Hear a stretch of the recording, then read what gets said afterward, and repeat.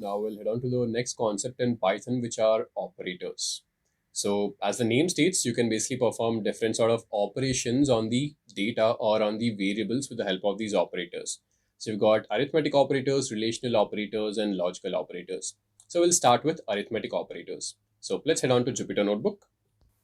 So I'll go ahead and create two new variables over here. I'll name one variable to be A, and I'm storing 10 inside this. I'll create another variable with the name B, and I'll store the value 20 inside this. So I've got two variables. A has the value 10 and B has the value 20. Now, arithmetic operators, as the name states, you can basically perform arithmetic or mathematical operations on top of the data. Now, so these operators are basically you have plus, minus, multiplication, and division. So I'll just type it down over here. You've got plus, you've got minus, then you've got multiplication, which you can do with the star operator, and then you can do division, which you can do with this forward slash. Now, there is actually something known as comments in Python. So if you don't want your code to be executed by your compiler or your interpreter, all you have to do is use this hash symbol. So I'll type in hash. Now, if you just put in hash before whatever you write in front, then it will be taken as a comment or it will not be executed by your compiler or your interpreter, right? So we can use these comments to basically add some sort of title or just to let us know what are we actually doing with this code written. So I'll just change this to arithmetic operators over here because we are working with arithmetic operators. So I'll type in arithmetic operators. Now we've got our two variables ready. So I'll go ahead and start with our first arithmetic operator, which is addition. So to add two numbers, I would have to use the plus operator and I'll just type in a plus b. And as you see, we've got 30 because 10 is stored in A, 20 is stored in B. And when you do 10 plus 20, you get a value of 30. Now let me subtract B from A. So I'll do A minus B. So we get a value of minus 10. So when you subtract 20 from 10, you get a value of minus 10. You have to understand two things over here. A minus B is actually different from B minus A, right? So I'll type in B minus A over here. So we get a value of 10, right? So over here, B comes first and then A comes second. So 20 minus 10 is 10, but 10 minus 20 is minus 20.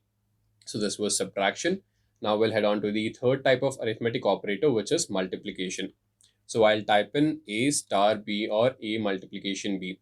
So when you do 10 into 20, you get a value of 200. Now, isn't this quite simple? So we're done with addition, we're done with subtraction, we're done with multiplication. Now we'll head on to the fourth part, which is division. So A divided by B. So to divide two variables, you will use the forward slash. Now I'll click on run. So 10 upon 20 will give you a value of 0.5.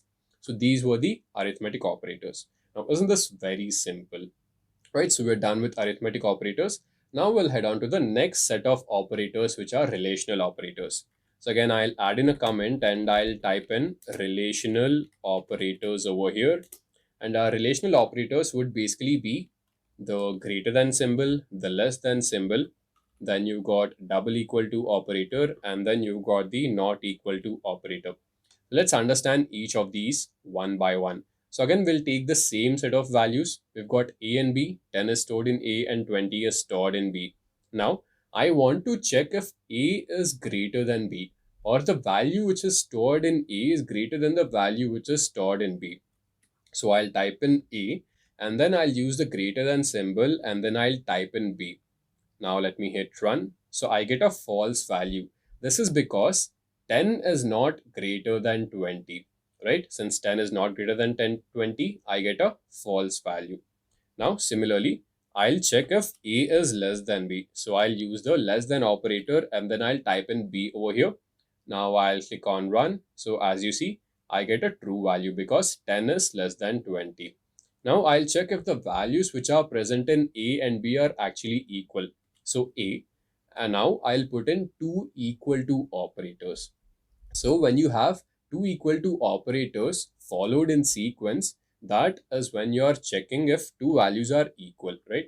So with the help of this operator, I am checking if the operand on the left side of it and the operand on the right side of it are equal to each other.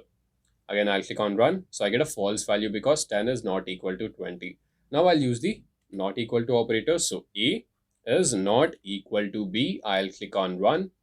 So as you see, I get a true value because A is not equal to 20. Now let me change these values over here. So let's say I'll type in A is equal to 100 and B is equal to 100.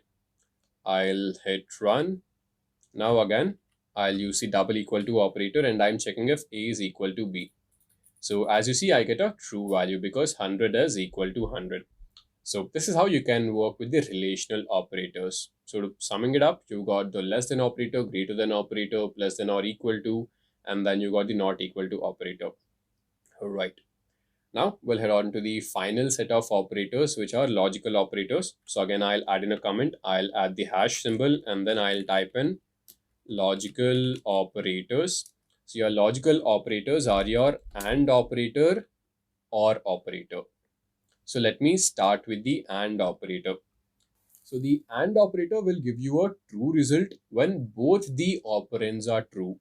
On the other hand, if any one of the operand or both the operands are false, then you'll get a false result. So that is how AND operator works. Now let me store the value true in A and I'll store the value false in B. So we've got our variables ready. Now I'll use the AND operator with respect to these both variables. So I'll start off by typing A and B. So true and false will give us a false value because one of the operand is false. Now similarly, I'll type in B and A. So when I type in B and A, I'll again get a false value because one of the operand is false. Now I will type in B and B. So B and B, guess what? Well, I can get a false value because both of them are false. Now I'll type A and this is when we'll get a true value because both of the operands are true. And as I've already told you, when both of the operands are true, that is when we'll get a true value with respect to the AND operator. So now we'll head on to the OR operator. So OR operator is denoted by this pipe symbol over here. So this pipe operator would give us a true result when either of the operands is true or both of the operands are true. So we'll get a false value with respect to the OR operator only when both the operands are false. So again, we've got A and B over here. So I'll just type in A or B. I'll click on run. So as the value of A is equal to true, but since B is equal to false, but then again, we have at least one operand whose value is equal to true. So that is why we have a true value over here. Now, similarly, I will type in B or A. So when I type in B or A, I again get a true value because A is true. Now I'll type in A or A. Well, obviously we get a true value because both of the operands are true. Now I'll finally type in B or B. So when I type in B or B, I get a false value because both of the operands are false. So summing up, with respect to the AND operator, we get a true value only when both of the operands are true. And when it comes to the OR operator, we get a false value only when both of the operands are false. So this brings us to the end of this operators session.